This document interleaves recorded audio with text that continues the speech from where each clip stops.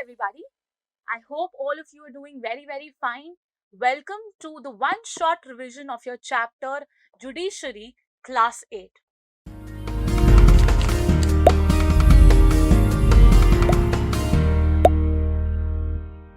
So before we go ahead, students, let us first see of what are the topics that we are going to cover. In this chapter of your judiciary, as it is one of the most important topics of your civic syllabus, let me tell you or let me give you a brief input on what are the topics that we are going to cover. So सबसे पहले we are going to talk about what is judiciary. Obviously the chapter itself, judiciary क्या होता है. With that we will be able to come to the conclusion of what is judicial system, right? After judicial system you will be able to understand of why judiciary is important, right? Before you understand कि क्यों independent judiciary important है, हम ये समझेंगे कि for the first go judiciary ही क्यों जरूरी है, right? So after that independent judiciary would come, and then we will be talking about different organs and many more further topics related to judiciary. All right, so with no further dues, let us go ahead and understand of what exactly our judicial system is. अगर मैं judicial system की बात करूं students, as you can rightly point out that judicial is judiciary. अगर if I say judicial क्या है, तो हमें पता चल रहा है judicial has a reference of judge as well as judiciary. So judicial system एक ऐसा सिस्टम है जिसमें एक जज होगा, ठीक है, जज होगा, जज होने के बाद जुडिशरी होगी, ठीक है. तो ये जुडिशरी के अंदर ही एक जज होने वाला है, which is a system of courts. We are all having a system where in our democratic country judicial system में courts होते हैं जो judges handle करते हैं. The authority is given by the judge. Now इतना समझ में आ गया होगा कि जुडिशियल सिस्टम में जज होता है और कोर्ट्स होते हैं, right? Now before we go ahead कि एग्जैक्टली जुडिशरी क्या है और क्यों जरूरी है, लेट अस अंडरस्टैंड कि जुडिशियल सिस्टम करता क्या है, ठीक है? तो अभी ये रूल ऑफ लॉ जो आपको दिख रहा है यहाँ पे, now what does this mean? Our judicial system students works on the rule of law. Ma'am, what is rule of law? Let us head to that. Rule of law, students, you have studied in your previous classes that rule of law is everybody, irrespective of their gender, caste, religion, everybody is equal before the law. And वही चीज हमारा democratic country follow करती है, our rule of law. So अगर मैं आपको simple भाषा में बताऊं of what is judicial system, students, judicial system is a system where we have a judge with courts which follows the principle of rule of law. I hope everything is clear till now. A quick revision: judicial system is comprised of a judge, courts, as well as it works on the principle of the rule of law. Now what is rule of law? Rule of law is everybody that is equal to law, before law. ठीक है, चलो let us go ahead and talk about why judiciary. A very important concept, students. बहुत ही ज्यादा exams में पूछे जाने वाला सवाल है इस चैप्टर का, of why do we need a judiciary, right? अब आपके दिमाग में कई सारे सवाल आ रहे होंगे कि बात तो एकदम सही है ऑफ व्हाई जुडिशरी मैम, क्यों जुडिशरी इतना इम्पोर्टेंट है, ठीक है? भले ही हमारे पास दो बॉडीज हैं, legislature which will make the laws, right? Let's have a quick go back to understand कि जुडिशरी से पहले कौन से दो ऑर्गन्स हैं. तो अगर हम उसकी बात करें तो सबसे पहला होता है लेजिस्लेचर जो लॉज बनाता है. Hope you are aware of that. And the next is executive. Executive क्या करता है स्टूडेंट्स? इन्हीं लॉज को, जो लेजिस्लेचर लॉज बनाता है, इन्हीं लॉज को एग्जीक्यूट करने का काम होता है जुडिशरी का, एग्जीक्यूटिव का, राइट? सो लेजिस्लेचर लॉज बनाएगा, एग्जीक्यूटिव लॉज को एग्जीक्यूट करेगा. तो एक दूसरी ऑर्गन जुडिशरी का क्या काम है, right? So that is the question here, right? तो अब मैं आपको एक एग्जांपल देती हूँ. मान लो आप लॉज बना रहे हो और आपको एक फ्रेंड एग्जीक्यूट कर रहा है, ठीक है? Now by having two organs, आपके ऊपर चेक कौन रखेगा कि आप काम सही कर रहे हो कि नहीं? आपका ऑब्वियस जवाब होगा कि मैम हम दोनों एक दूसरे के ऊपर देख लेंगे, बट वो दोनों, आप दोनों सेम ही लेवल पे हो, आपको आपका डेजिग्नेटेड काम किया गया है, who will keep a check? Obviously executive, you being the executive, you'll not be able to tell that हाँ laws तो सही बने हैं, right? And your friend being a lawmaker, the friend will not be able to tell of executive का काम वो सही नहीं बता पाएगा कि एग्जीक्यूट सही हुआ है कि नहीं, राइट? तो to keep a check and to monitor both law making and the execution of the entire laws, judiciary is required. So यहाँ पे लिखा है as a organ of government the judiciary plays a crucial role in the functioning of India's democracy for obvious reasons, right? हमने ये देख लिया कि वो लॉज और एग्जीक्यूटिव को मॉनिटर करेगा, चेक करेगा, लेकिन इन दोनों की फंक्शनिंग कौन देखेगा? इन दोनों को सही से चलाने के लिए कौन रिस्पॉन्सिबल है? तो अगर हम बात करें तो जुडिशरी रिस्पॉन्सिबल है. Judiciary will keep a check on both law making and the execution of the laws. तो इन दोनों को मॉनिटर करने के लिए आए हैं judiciary, a very very independent body which will make sure that all the organs of the government are doing a good job by keeping the pace on the functioning of the India's democracy. I hope all of you are clear with this concept. ठीक है? So as an organ of a government, judiciary की responsibility है कि वो सभी organs पे, बाकी के organs पे जो है legislature and executive, उस पे एक check रखे, right? चलो. Now your question must be कि मैम we understood that ठीक है वो चेक करती है, मॉनिटर करती है, but exactly रोल क्या होगा, right? What if I get a question of explain the role of judiciary, what will I write, right? So to understand that we have a designated role of judiciary too. तो यहाँ पे आपको दिख रहा होगा students, courts take decisions on a large number of issues. जो हमारे courts है, हमारी जो जुडिशरी है, वो बहुत सारे इश्यूज के ऊपर डिसीजन देती है, राइट? तो वो हमें मालूम है ऑब्वियसली कि बहुत सारे डिसीजन है, लेकिन कौन से डिसीजंस हैं और इन डिसीजंस को कैसे डिवाइड किया गया है, वो इन सभी रूल्स पे बताया गया है. All of these rules are distributed by different issues. Now what are these issues? We'll be talking about them in detail, but पहले आओ देख लेते हैं कौन कौन से roles हैं. The first role is dispute resolution. We will be talking about each of the role in detail in the further lines, but first let us discuss and look at the various roles. ठीक है? The first is dispute resolution, the second is judicial review, and the third is upholding the law and enforcing the fundamental rights. ठीक है? तो ये सब क्या है, काफी कंफ्यूजन उठ रहा होगा, तो चलो देख लेते हैं कि क्या होता है. तो dispute resolution, I hope you know the meaning of dispute as well as resolution. ठीक है? तो डिस्प्यूट की अगर मैं बात करूं तो डिस्प्यूट का मतलब होता है स्टूडेंट्स कोई विवाद होना या फिर कोई झगड़ा होना है, किसी दो के बीच में लड़ाई होनी. ठीक है? सो डिस्प्यूट का मतलब वो होता है. And when we talk about resolution, resolution मतलब उसी झगड़े को सॉल्व करने को हम रेजोल्यूशन कहते हैं, राइट? तो जुडिशरी का पहला रोल होता है डिस्प्यूट्स को रेजोल्यूट करना, डिस्प्यूट्स को सॉल्व करना.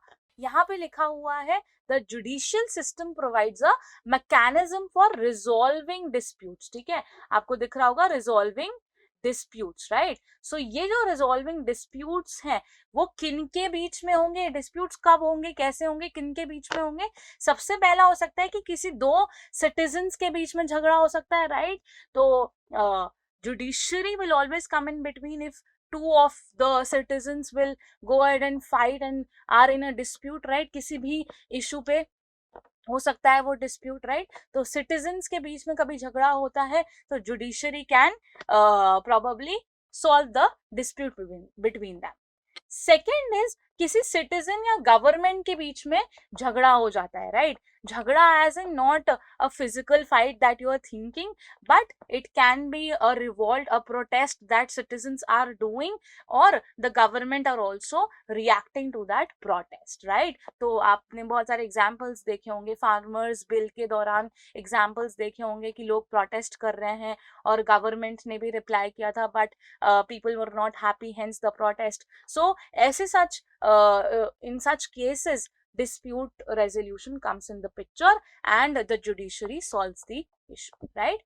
अब दो स्टेट गवर्नमेंट्स के बीच में भी लड़ाई हो सकती है, राइट? बिहार और गुजरात में लड़ाई हो सकती है. Obviously the entire state will not come in and start fighting with each other, but कोई विवाद हो गया कि हमारे स्टेट के अंदर आपका स्टेट का कुछ भी से मॉन्यूमेंट नहीं बना सकते, या आप यहाँ पे एक मीटिंग नहीं करते, any purpose, any issue, right? So between the two state governments, if that happens, dispute resolution can be put and the things can be solved that way. And the last that जिनके बीच में ये dispute हो सकता है would be the center and the state government. किसी एक state की government से सेंट्रल गवर्नमेंट की भी लड़ाई हो सकती है.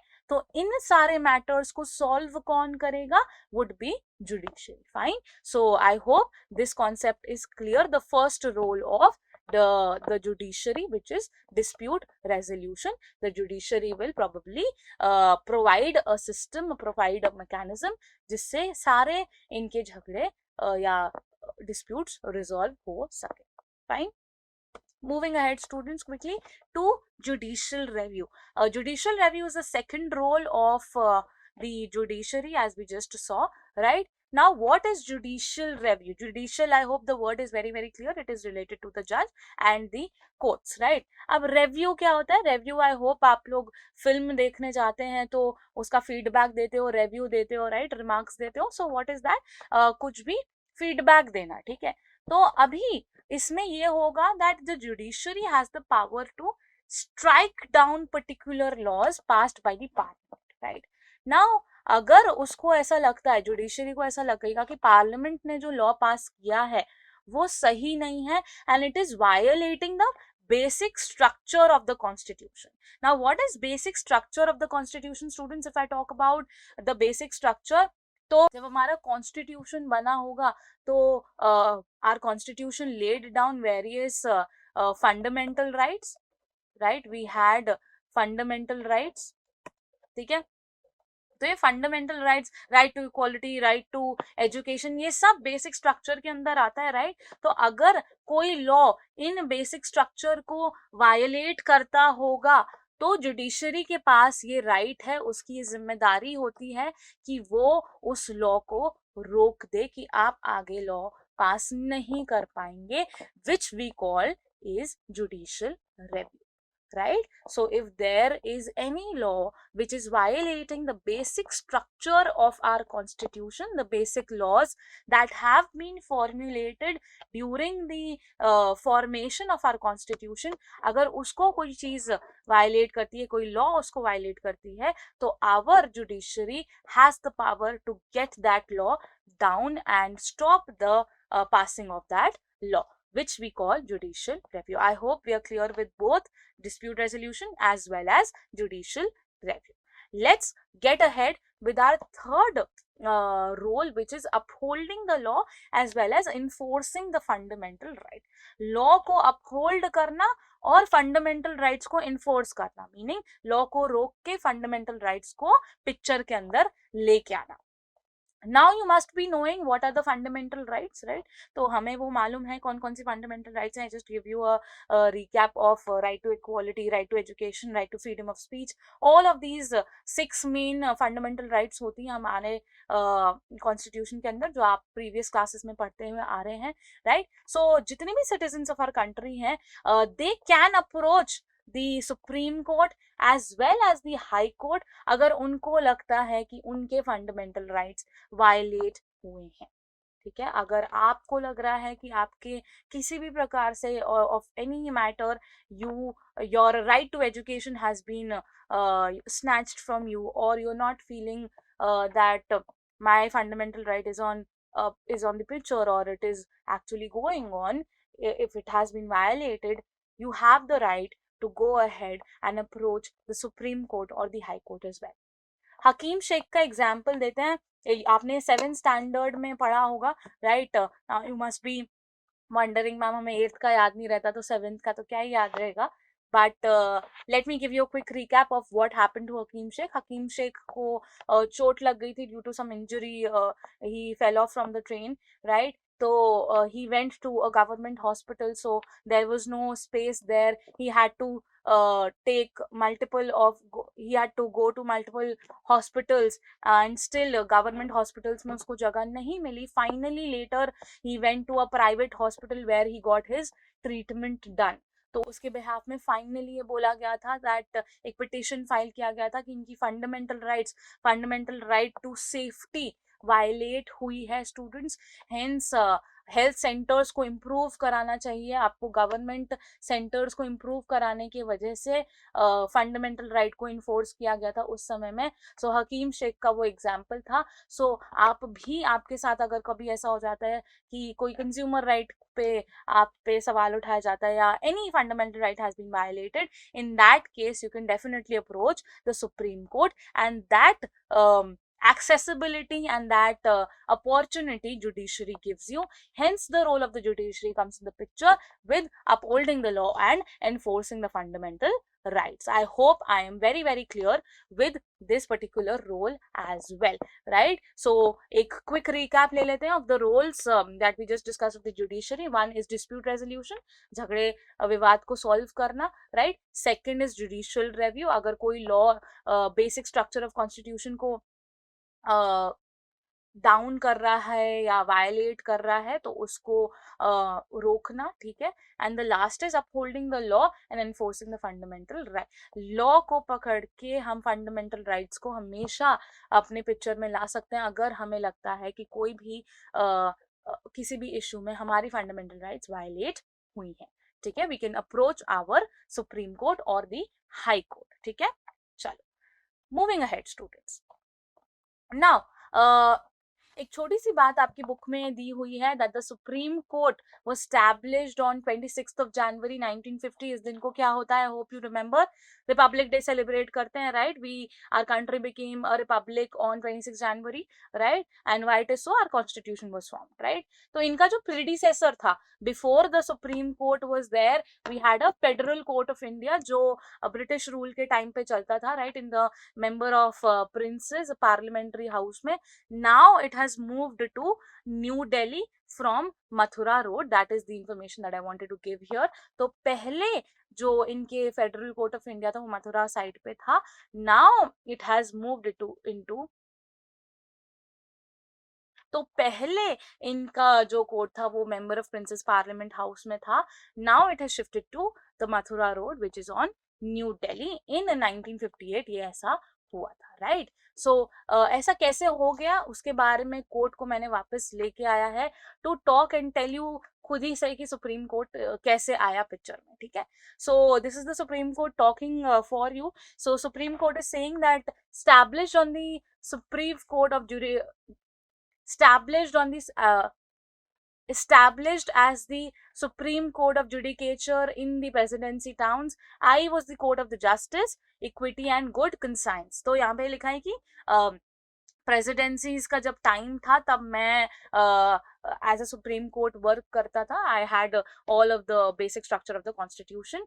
बट देन धीरे धीरे प्रोफेशन ऑफ लॉयर्स जो आते गए, obviously all of that was imposed by the British, right? आपने हिस्ट्री में देखा होगा, राइट, कि जो भी इंग्लिश एजुकेशन लाना, all of these reforms were given by the British rule, right? And then technology with there in coming in our country, technology भी आगे बढ़ती गई, which led to the need of a proper court of our Indian judiciary, Indian democracy, right? So the court is saying that my presidency counterparts and I were abolished to make way for the federal court. Federal court आ गया था उस time पे. उसके बाद the pyramid structure जो है, we will be talking about the pyramid structure in the next coming few minutes, right?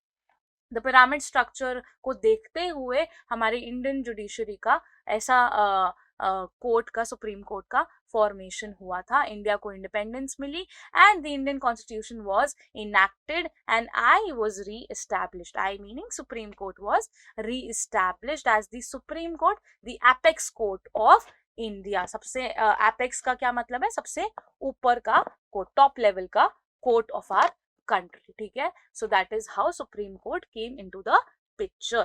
Fine. So let us go ahead and talk about of what is independent judiciary.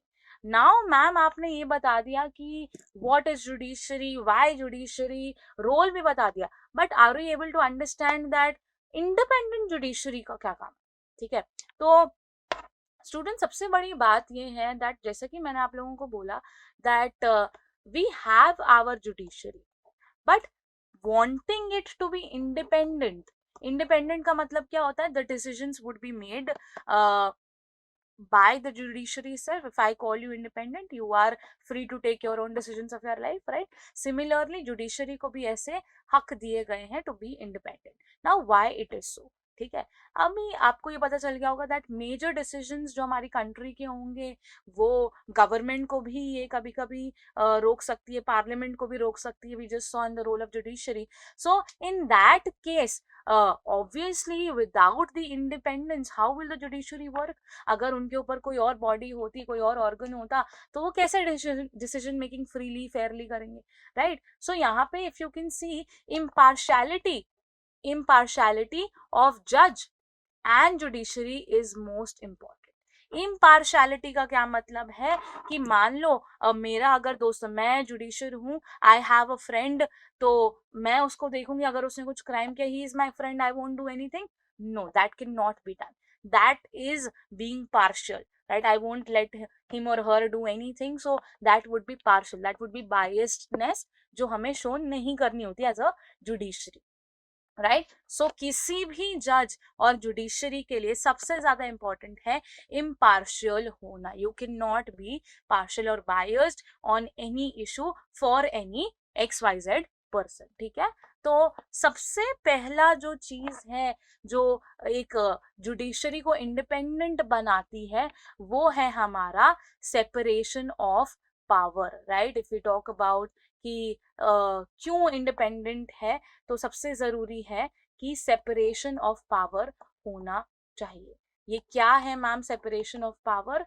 So we will talk about it in detail. separation मतलब अलग अलग powers दी गई हैं and I hope now you are able to understand कि independent क्यों जरूरी है. ठीक है, अभी जुडिशरी और अलग बॉडी है, लेजिस्लेटिव और एग्जीक्यूटिव अलग बॉडी है, तो अगर जुडिशरी लेजिस्लेटिव और एग्जीक्यूटिव के साथ में ही आ जाती तो उनमें डिफरेंस क्या रहता apart from the role that they are doing, right? तो चेक रखने के लिए भी एक इंडिपेंडेंसी देनी पड़ेगी, राइट? मॉनिटर करने के लिए भी एक इंडिपेंडेंसी देनी पड़ेगी. आप क्लास के स्टूडेंट हो, right? You have a teacher who is independent of what she or he needs to do irrespective of on the basis of obviously what you do as a punishment. उनको जो भी देनी होंगी वो independent है इस बात के, राइट? सो सिमिलरली किसी भी ऑर्गन को अगर मौका दिया जा रहा है to be independent, it is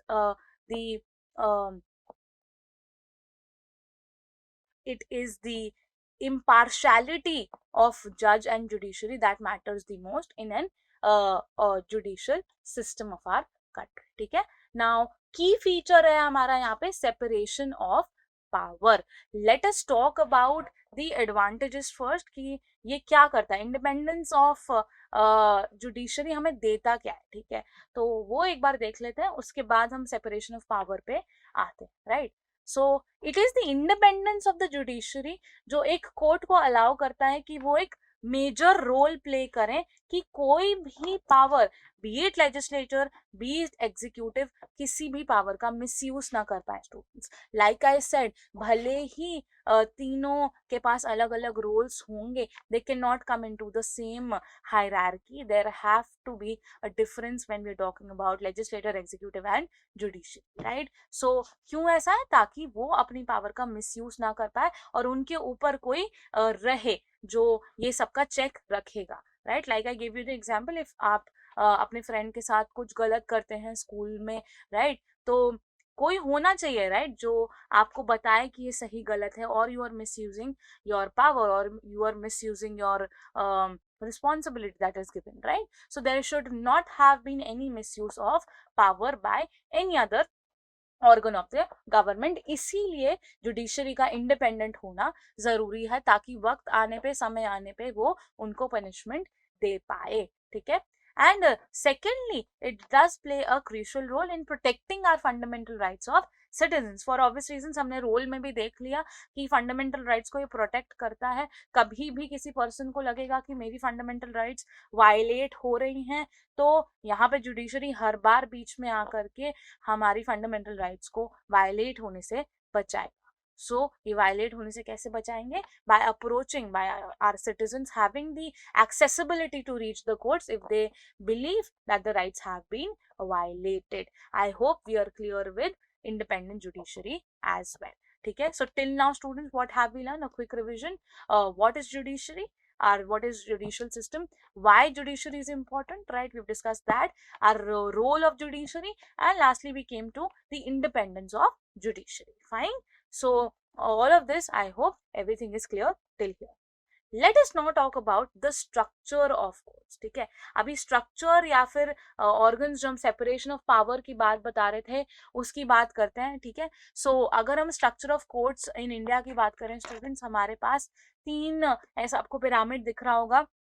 The first one is the Supreme Court, as you can see here. The second is High Court, as you can see here, and the last is the District Court, if you can see here. ठीक है, तो ये आप क्या देख रहे हो, यहाँ पे क्या है, एक हायरार्की चली आ रही है। From top to bottom you are able to see a hierarchy which is in the form of pyramid, right? एक अगर आप कैसे समझोगे कि ये तीनों एक हायरार्की है और एक पिरामिड के फॉर्म में है? रीजन बीइंग इनके रोल्स अलग अलग हैं, और कितने कितने कोर्ट्स हैं ये भी बहुत ज्यादा इंपॉर्टेंट है।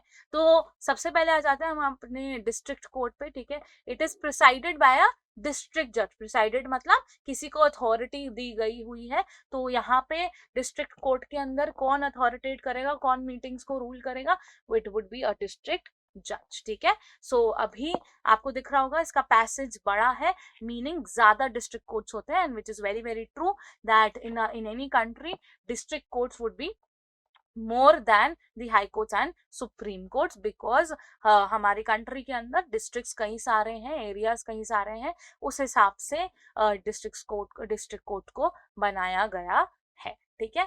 हाई कोर्ट की अगर हम बात करते हैं students, highest court of each state माना जाता है कि हर एक स्टेट है, जैसे कि से गुजरात है, तो सबसे बड़ा कोर्ट गुजरात स्टेट का होगा हाई कोर्ट, ठीक है। सो क्या हर एक स्टेट का हाई कोर्ट होगा? जितनी स्टेट्स हैं उतनी हाई कोर्ट्स होगा? एब्सोल्युटली नो, ये आंसर गलत होगा कि हर एक स्टेट का हर एक हाई कोर्ट होता है। We will be talking about it in our next segment, so hold on to that thought.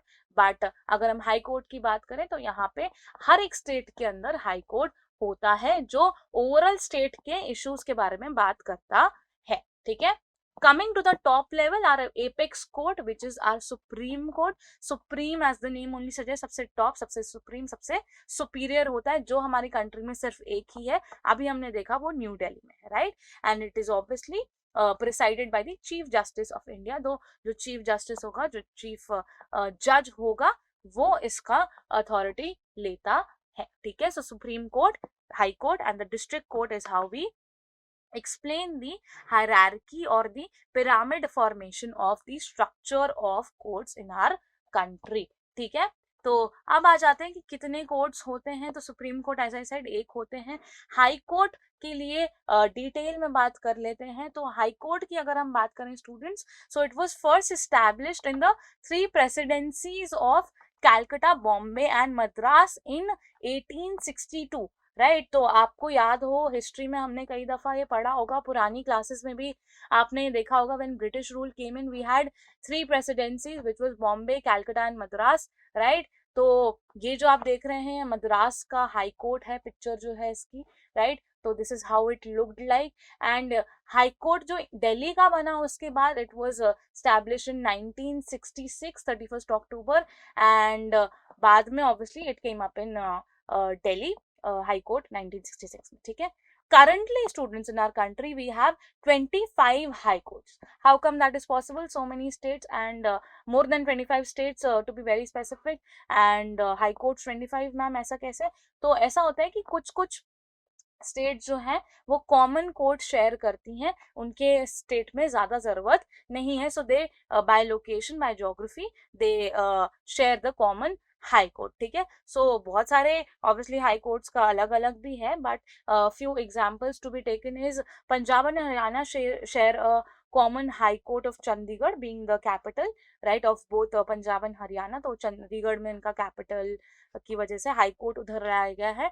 And जो हमारी नॉर्थ ईस्टर्न की स्टेट्स हैं, Assam, Mizoram, Nagaland and Arunachal Pradesh, they have the high court at Guwahati. ठीक है, सो इस तरीके से भले ही बहुत सारी स्टेट्स में अलग अलग हाई कोर्ट्स होंगे, there can be a situation where two or more than two states can have one high court, right? And lastly, अगर आपको example लेना है तो Andhra Pradesh and Telangana also have a common high court by Hyderabad. ठीक है, at Hyderabad being the capitals of the state. ठीक है, so it is possible to have more than states but have a common high court. ठीक है, so that is what we talked about our structure of courts. pyramid होता है, hierarchy होती है, right, and top to bottom की hierarchy follow होती है. सबसे highest level पे होते हैं, top level पे होते हैं supreme court. then we talk about high court जो हर एक state का हाईएस्ट कोर्ट होगा, एंड डिस्ट्रिक्ट कोर्ट हर एक सिटी में, हर एक स्टेट में,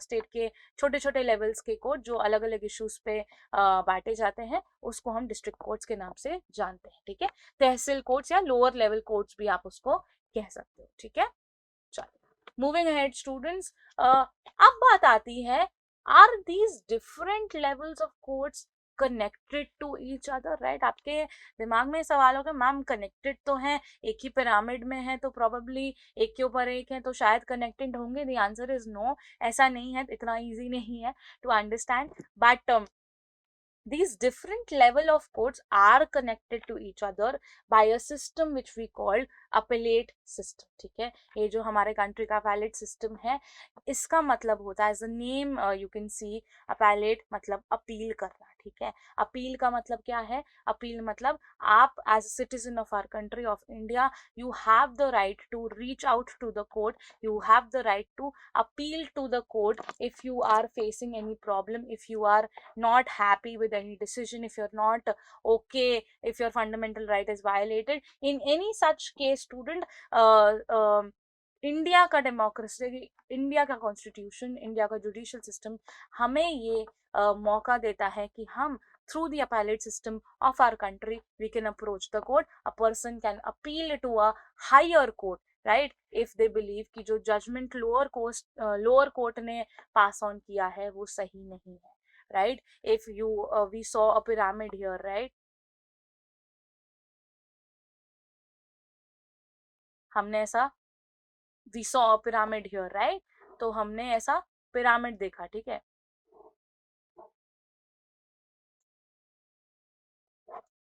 जिसका था ऊपर है सुप्रीम कोर्ट, फिर है हाई कोर्ट और इधर है लोअर कोर्ट. ठीक है, तो अगर ऐसा बोला जा रहा है कि लोअर कोर्ट का जो डिसीजन है and you are not happy with it, you can go ahead and tell your decision to high court. If you're not satisfied here as well, you can go to supreme court, right? So the major concerns here are कि definitely आपको justice उधर मिलेगा, but in case you're not satisfied there as well, there are cases that you can refile your cases, right? There are situations जब आप वापस reappeal कर सकते हो. ठीक है, so yes, they are connected because of our integrated judicial system. इस system को हम integrated system कहेंगे, क्योंकि जैसा कि मैंने समझाया, अगर एक से कुछ नहीं हो तो दूसरे के पास जाना, और वैसे ही simultaneously it works, right?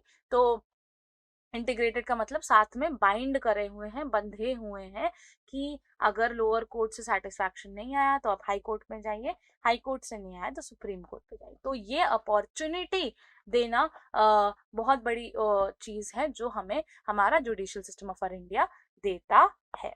I hope everything is clear till now. So if your question comes that does the levels of courts related to each other, connected to each other, the answer should be yes. And then you'll have to explain this integrated judicial system that I just told you. And moving you can frame your answer कि appellate system के through ये integrated system चलता है. appellate system का मतलब होता है appeal करना, right? अपील करना मतलब अप्रोच करना to a higher court if you are not satisfactory with the lower court. ठीक है? So this is what this concept was. Now let us have a look at an example. ठीक है, तो एक state level Delhi administration का high court होगा versus Laxman Kumar and others 1985 की story है, by tracking it from the lower to the higher court. Right now आपसे chapter में या एग्जाम में चैप्टर में आपकी फुल स्टोरी दी हुई है, लेकिन एग्जाम में आपको ये नहीं पूछेंगे कि उसके बाद क्या हुआ, द स्टोरी का कॉन्टेक्स्ट नहीं पूछेंगे कभी भी, बट आपको उसका कंक्लूजन रिलेटेबल क्वेश्चन आ सकता है कि लक्ष्मण कुमार की स्टोरी में ऐसा हुआ था, ऐसा क्यों हुआ, what is the role of the judiciary there. So before we go ahead and jump to the conclusion, let me tell you the story of what actually happened. So Lakshman Kumar was a person, right, and उसकी जो wife है उसके ऊपर kerosene डाल करके उसको जला दिया जाता है. She got burned and it was done by Lakshman Kumar, his mother and the brother-in-law. ठीक है, तीनों मिलकर के ऐसा करते हैं एंड नेबर्स वगैरह देख लेते हैं, आवाजें आती हैं चिल्लाने की and all of that happens. She dies. ठीक है, शी पासेस अवे. तो जो वाइफ होती है उनकी, ठीक है, वो उनकी फैमिली जो होती है वो केस फाइल करती है against these 3 people, right, Laxman Kumar, his mother and the brother in law. Case file करने के बाद लोअर कोर्ट जो होता है, जो डिस्ट्रिक्ट लेवल का कोर्ट है, वो भेज देता है. वो बोलता है कि हाँ this has been done and evidences के मुताबिक नेबर्स आए थे विटनेस के दौरान, विटनेस के तौर पे, तो उन्होंने बोला कि हाँ ऐसा हुआ था. They became the evidences, they became the witnesses and वो डिसाइड कर दिया गया कि हाँ इन्होंने ही करा है एंड उनको बोल दिया गया कि आपको सजा होगी, जेल में आपको डाल दिया जाएगा. ठीक है. Now obviously Laxman Kumar and the mother and the brother-in-law were not satisfied, so they approached to the higher court.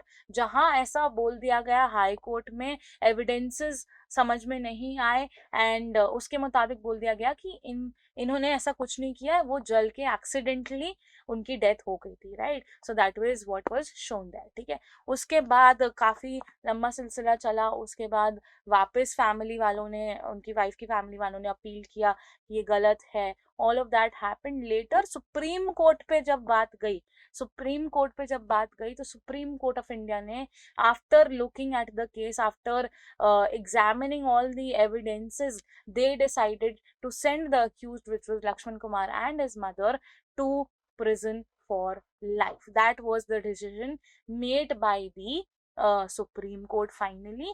And brother in law के लिए ज़्यादा एविडेंसेस नहीं मिले तो उनको प्रिजन फॉर लाइफ नहीं दिया गया, but mainly the man, the Lakshman Kumar person and his mother went to the prison for life. and क्यों उन्होंने ऐसा किया था, डाउरी वगैरह का रीजन था. ठीक है, so all of that happened and इस पर्टिकुलर केस से, इस पर्टिकुलर एग्जाम्पल से स्टूडेंट्स हम ये सीखते हैं that even if the accused is also saying that this is not wrong, ये जो decision लिया गया है, I am not guilty in all of that, if it happens they also have the power, they also have the right to approach and appeal to the higher authority.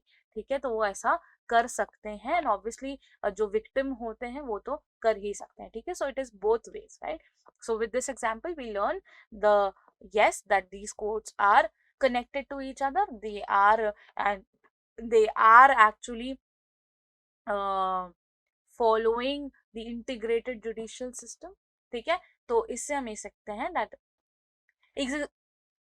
इस example से students हम ये सीखते हैं that the judicial system of our country follows the integrated judicial system which is appellate system. जो अगर lower court से आप satisfied नहीं हो तो आप ऊपर की authority से बात कर सकते हो, which is high court and further supreme court. So this is the opportunity that our judicial system gives us. Okay, so with this example we end our topic of are these courts connected to each other. The answer to this is right. The answer to this is yeah. The answer to this is yes, and through the example you can also explain your answer. Okay. Moving ahead students, ठीक है। Now let us understand कि इस पूरे system की, इस legal system की, judicial system की branches क्या क्या है, ठीक है। तो अगर आप देखेंगे तो दो ब्रांचेस हैं स्टूडेंट्स, सिविल केसेस की branch which is civil law and criminal cases की branch which is criminal law, ठीक है। So criminal law and civil law, ठीक है। देख लेते हैं इनके अंदर क्या क्या है, ठीक है। तो अगर मैंने कोई पेन चुरा लिया फॉर एग्जाम्पल, तो क्या मुझे क्रिमिनल बुलाएंगे? नहीं, ठीक है, ऐसा नहीं होता है। So our judicial system, legal system ने केसेस को ऑन द बेसिस ऑफ किस चीज का इशू है, किस चीज का केस है, उस मैटर को ही दो लॉज में बांट दिया है, which is civil law and criminal law, right. तो क्रिमिनल लॉ क्या होगा? It deals with the acts और conducts that are identified as offences, ठीक है। ऑफेंस अगर कोई चीज होगी, फॉर एग्जाम्पल मर्डर कर दिया हो, किसी फीमेल या मेल की तरफ हरासमेंट हुआ हो या थेफ्ट हुई हो, all of that is considered a crime in the eyes of judiciary, ठीक है, और द लॉ सिस्टम, ठीक है। बट इधर अगर हम देखते हैं सिविल लॉ, ठीक है, सिविल लॉ में क्या होगा स्टूडेंट्स की, it deals with any injury or harm to the rights of individuals, ठीक है। if we talk about the individuals right, अगर कोई भी right violate होती है, कोई भी person की, किसी भी individual की right को आप harm करते हो या उसको, उनको नुकसान पहुंचाने की कोशिश करते हो, तब वो सारा decision making आ जाएगा, वो सारा केस आ जाता है सिविल लॉ के अंदर। फॉर एग्जाम्पल अगर लैंड ओनर या फिर घर के ओनर या टेनेंट के बीच में विवाद हो गया है, तो वो सिविल लॉ के अंदर आएगा, नॉट अ क्रिमिनल लॉ, ठीक है। अभी देख लेते हैं कि इससे होगा क्या, इसके लिए करना क्या पड़ेगा, ठीक है। In terms of the criminal law students, firstly you will have to file a FIR, first information report. First information report का आप डिटेल्ड वर्जन सुनने वाले हो in your chapter understanding your criminal justice system, right. तो उसमें आपको in detail पता चल जाता है FIR के बारे में, कैसे सारा प्रोसीजर होता है। बट अभी के लिए वो बाद में देखेंगे, बट अभी के लिए FIR होती है, first information report of, it has to be filed and before the police starts investigating, ठीक है। आपको FIR फाइल करने के बाद ही प्रोसीजर होता है, and after that a case will be filed under your name in the court, ठीक है। but here in the case of the civil law, only the affected party can file a petition, कोई और आकर के उनके name से file नहीं कर सकता है, ठीक है। जो भी रेलेवेंट कोर्ट होगा, जैसे अगर डिवोर्स का इशू है तो डिवोर्स कोर्ट में जाएगा, राइट। मैरिज का कोई प्रॉब्लम है तो उधर जाया जाता है, राइट। टेनेंट का कोई होगा तो उस तरीके से इश्यूज में डिस्ट्रिक्ट कोर्ट्स में लोग जाते हैं। तो सिविल कोर्ट की अगर मैं बात करूं तो they have to file a petition and not an FIR, right. Petition file करनी पड़ेगी, ठीक है। तो if the matter is related to rent या फिर कोई टेनेंट या लैंडलॉर्ड के बीच में हो, तब वो फाइल हो जाएगा केस, ठीक है। अब इससे होगा क्या, what will be the ultimate result, let us look at that. ये दो डिफरेंस पता चल चुके होंगे कि क्या क्या करते हैं, कैसे प्रोसीजर स्टार्ट होगा। And if you have to talk about the criminal law, I hope you people are knowing that अगर कोई क्रिमिनल को हम प्रूव कर देते हैं कि आप गिल्टी हो, तो उनको जेल भेज दिया जाता है या उससे लंबी सजा दे दी जाती है। But when we talk about the civil law, कुछ स्पेशल इसमें रिलीव्स होते हैं, ठीक है। डायरेक्टली आपको जेल में भेज देंगे ऐसा नहीं होता है, कि अगर फॉर एग्जाम्पल टेनेंट या फिर लैंडलॉर्ड के बीच में कोई दिक्कतें आ गई, तो कोर्ट या तो बोल देगा कि टेनेंट को बोल देगा कि आप पेमेंट करके यू लीव, या फिर लैंडलॉर्ड को बोल देगा that you have to vacate for the tenant, या फिर whatever however is the case, उस हिसाब से डिस्प्यूट को सॉल्व करते हैं मोस्टली सिविल केसेस में।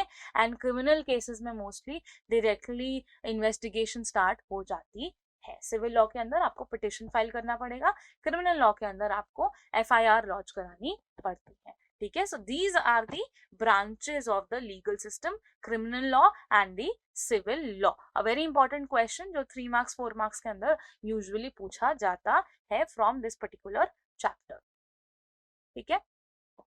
Moving at a very important question students, that does anyone or everyone has the access to courts, right? आपके दिमाग में सवाल आता होगा कि मैम आपने इतने सारे रोल्स बता दिए, ma'am you've told us that what our judiciary does, but for a from a point of view of an individual who can be poor, uh, uh, who can be poor, or somebody who's not having any means to reach a court, उसके लिए क्या करने का, ठीक है. So यहाँ पे according to the law, of course, in the principles of the law, और या फिर rule book में लिखा तो है कि हर एक citizen approach कर सकते हैं, अपील कर सकते हैं. एंड रियलिटी में क्या ये कितना सवाल ट्रू है, ये बताना थोड़ा डिटेल्ड में, ये बताना थोड़ा मुश्किल है, ठीक है. So in reality also courts are accessible, but क्या वो इजिली एक्सेसिबल है? The answer is no, it is not, ठीक है. बहुत बड़ी ऐसी मेजोरिटी है, specially in a country like India, where poverty exists, right? So it is very difficult for people to approach the court. One reason that जितने भी legal procedures होते हैं they involve money, right. And secondly paper work भी बहुत ज़्यादा होता है, right. बहुत तामझाम होती है, takes which further takes up a lot of time, right. So therefore जितने भी गरीब लोग हैं, जो पुअर सोसाइटी है हमारे कंट्री के अंदर, वो अवॉइड करती हैं किसी भी कोर्ट्स में जाने के लिए. आपने अगर सुना हो किसी गांव में अगर आप उनको बोलो कि आपको कोर्ट में जाना चाहिए, तो वो पहला उनका रिएक्शन ये होगा कि हमें कोर्ट कचहरी नहीं करनी है, right. Reason being, it is involving a lot of money, it is involving a lot of paperwork which they do not have means to, and it consumes a lot of time as well, ठीक है. And for a poor person especially to go, who cannot read and write probably, जिनकी family एक daily wage रोज के खाने पे गुजारा अपना करती है, the idea of going to court does not seems to be fine enough कि remote areas या जो एक्सक्लूडेड एरियाज हैं सोसाइटी के अंदर, वहां पे जाया जाए, right. So does everyone has access to courts? Yes, they do have, अगर हम प्रिंसिपल मैनर में रूल बुक के हिसाब से जाए. But is it easily accessible? The answer to that is no, ठीक है. बट आपके अंदर सवाल आया होगा कि गवर्नमेंट ने इसके लिए क्या क्या किया, right. So let us talk about that. For government has the responsibility of fulfilling everything that the country people demands. उन्होंने public interest litigation file किया, which is also known as PIL. हम इसको शॉर्ट फॉर्म में PIL बोलेंगे. अब ये PIL क्या है, नाम से पता चल गया होगा. पब्लिक इंटरेस्ट, पब्लिक के इंटरेस्ट में कुछ उन्होंने किया है. सुप्रीम कोर्ट ने ये सब प्रॉब्लम्स देखते हुए एक सिस्टम डिफाइन किया in the early 1980 students of PIL, जहाँ पे एक्सेस बढ़ जाए, जहाँ पे गरीब लोग भी अपना केस या फिर कुछ भी प्रॉब्लम शो कर सकते थे, ठीक है. नाउ इसके अंदर होता क्या है, कोई भी इंडिविजुअल या ऑर्गेनाइजेशन ऑन बिहाफ, लाइक अगर मान लो किसी एक्स पर्सन ने कोई क्राइम किया है, and 10 people sitting there are not wanting to go, and if you as an outsider of a village, आपने देख लिया कि हाँ यहाँ पे ऐसा सिस्टम चल रहा है and you're not okay, आप भी just being unknown to the villagers, being unknown to the criminal's family, आप चले जाते हो in the high court and you can go ahead and file a PIL. So that is how the access has been given easily. जिनको पढ़ने लिखने में तकलीफ है, जो पहुंच नहीं सकते easily, उनके लिए ये PIL मोस्टली बनाया गया था, so that हर कोई इस चीज का जस्टिस का हकदार बने, ठीक है. सो सुप्रीम कोर्ट उनके बिहाफ में फिर जितने भी हैं राइट्स वायलेट हुए हैं उनके ऊपर वर्क करती है, ठीक है. सो इस वजह से जो हमारा लीगल प्रोसेस है बहुत ही इजीली सिंप्लीफाई हो गया स्टूडेंट्स, बिकॉज लेटर भी चल सकता था, टेलीग्राम भी चल सकता था, राइट. जो सुप्रीम कोर्ट को बताया गया, टेलीग्राम आज के जमाने वाला टेलीग्राम नहीं, पुराने टाइम्स पे लेटर्स के टेलीग्राम्स होते थे जिसमें नोट्स लिखे जाते थे, वो भेजा जाता था, right. And PIL was that, and through that people were able to send their requests or whatever they want to file a complaint of, they can be treated as PIL. Fine. So अगर accessible नहीं है तो उसका solution is PIL, ठीक है. सो कोई भी individual, कोई भी ऑर्गेनाइजेशन किसी के बिहाफ में सुप्रीम कोर्ट या हाई कोर्ट में PIL इशू करवा सकती है. So this is what they did for the majority of the people having not having the access to the courts, ठीक है. Yes. Let us go ahead and understand the advantages as well, मतलब अभी क्या क्या हो गया है उसके कुछ एग्जाम्पल्स के थ्रू इनके एडवांटेज सुन लेते हैं students. Let's talk about the first advantage, which will be explained through the example of Bihar, where there happened a release of prisoners. Now, what is that? So, earlier bonded laborers को jail में रखा गया था उनकी punishment के लिए, right? तो उनको उनकी पनिशमेंट फिनिश हो गई थी, उसके बाद भी उनको कोर्ट में रखा गया, जेल में रखा गया. तो उसके लिए पिटिशन फाइल की गई, PIL फाइल किया गया, so that उनको रिलीज किया जाए. After the PIL was filed and after the PIL was filed, Bihar ने के स्टेट में वो प्रिजनर्स को रिलीज कर दिया गया था. तो आप देख सकते हैं कि कितना एडवांटेज हो गया बाय PIL, राइट. अगर वो केस करता है, कोई केस करता है उनके बिहाफ में, तो प्रॉबेबली इतनी जल्दी रिजल्ट नहीं आता, राइट.